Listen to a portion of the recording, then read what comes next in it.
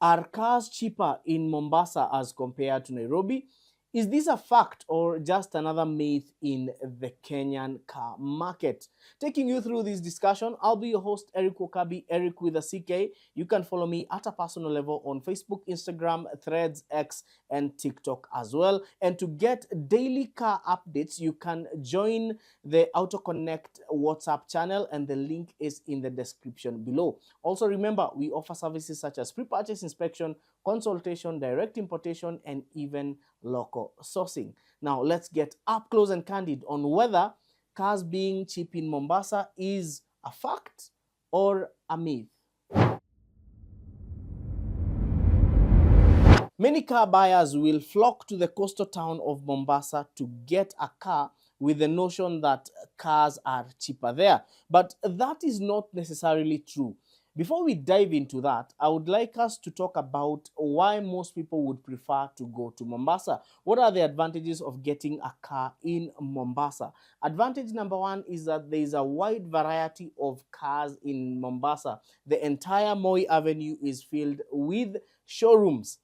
However, there are some models that are not very common in Mombasa, and I'm going to talk about that as we go further or deeper into this conversation. But the first advantage is that there is a variety. Advantage number two is the availability of non-bank financing options. And here we are talking about hire purchase.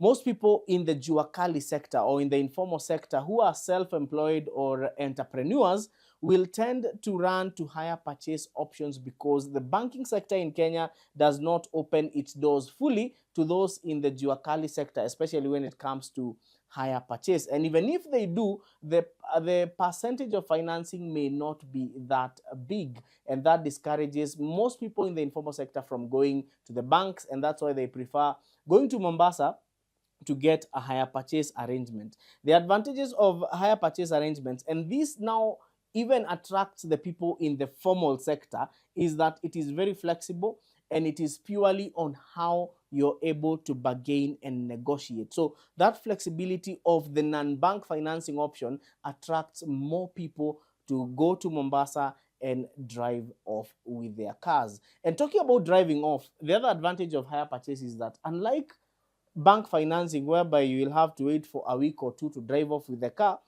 in Mombasa, if you're having a hire purchase discussion with the dealer, after you complete the first payments, you actually drive off with the car. So we have two main advantages of Mombasa, and that is number one, going back to where we were, a variety, and number two is higher purchase options. The third one is something that goes with the reputation of the dealers, and that is because in Nairobi there is most showrooms in Nairobi, not all. Most showrooms do not actually own their cars. So what happens, they get their cars from suppliers and stock them in their showrooms. However, we have showrooms that still own their cars in Nairobi, but they are not many.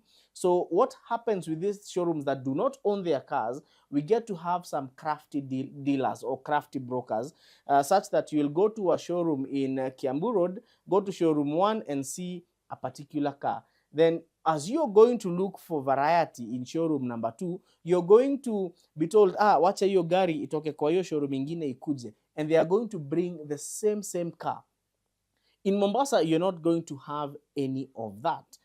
There are some disadvantages that are also associated with getting a car from Mombasa or buying a car in Mombasa. Some of these disadvantages include there are some models that are not common in Mombasa showrooms. Some of these models include Peugeots and Volvos. If you're in the market for a Peugeot, you're going to find very few units in Mombasa showrooms. And that's a market dynamic that we have not yet been able to explain why that happens. Again, also, we do not have as many Volvos in Mombasa showrooms as you would find in Nairobi. In fact, in Nairobi, we have dedicated showrooms selling Peugeots, selling Volvos, and even some rare models that you will not find in Mombasa. And even if you find them in Mombasa, they are not many. You'll find like 3 options. So that is disadvantage number 1. So if you're looking for a Peugeot in Mombasa, if you're looking for a Volvo in Mombasa, you will not have a wide variety of vehicles to choose from as you would while shopping for one in Nairobi. The second disadvantage is that cars from most Mombasa showrooms are not registered. That means even if you buy them, there will be some additional cost for hiring KD plates. In addition to that, there is also a higher risk factor because driving a car from Mombasa to Nairobi, you'll have to go through the crazy Mombasa-Nairobi highway or resort to your car being ferried via a car carrier, which will cost you between 18 to 25,000 depending on the size of the car or which vehicle it is or which hauler you're using. Disadvantage number 3 is crafty brokers in Mombasa. Well, there are some brokers in Mombasa who will post vehicles on various social media platforms and e-commerce sites for selling cars, and they are going to underprice those vehicles. For instance, a case study, you might find that a 2018 Toyota Axio has been listed for 1.6 million Kenya shillings, but the showrooms in Nairobi are selling the same car for around 1.75 million Kenya shillings. So from face value, it looks like it would be cheaper to go get that car in Mombasa. But once you book a train or book a plane ticket or take a bus and get to Mombasa, the terms tend to change. They will tell you, oh ya, hii gari iliuzwa but kuna ingine yenye ni 1.8 million Kenya shillings. That happens quite a lot. So that's another disadvantage that comes with getting a vehicle in Mombasa. And once they tell you that it was sold and the other one that is available is more expensive, they are going to lure you into, if you don't have the money, we can organize hire purchase for you. And that is normally one bait that most Kenyans of goodwill will fall for when shopping for a car. In summary, the disadvantages that come with getting a car from Mombasa include, number one, the additional cost. And this may include plane tickets, bus tickets, train tickets, paying for KD plates, or if you choose not to drive your car back, you're going to have an even higher additional cost of having your car ferried by a car carrier. Second disadvantage is that there's the risk of driving the car, basically. And last but not least, the crafty brokers who might make you go off budget. There are two main factors that would influence you to choose Mombasa over Nairobi when it comes to where to buy the car. And factor number one is the availability of non-bank financing options like hire purchase. Most people who do not qualify for bank financing will opt for hire purchase, and hire purchase is mainly available in Mombasa. The second factor is variety, and this is mostly for commercial vehicles.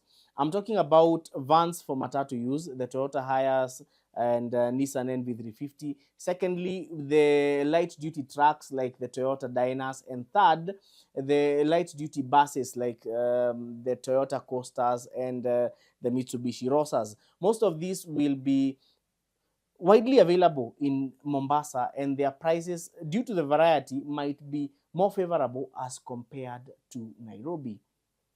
So tell us in the comments, where would you choose to buy a car, and what are the factors that would make you choose buy a car in Mombasa as opposed to Nairobi, or even vice versa? And secondly, have you had an instance where a car was cheaper in Nairobi compared to Mombasa?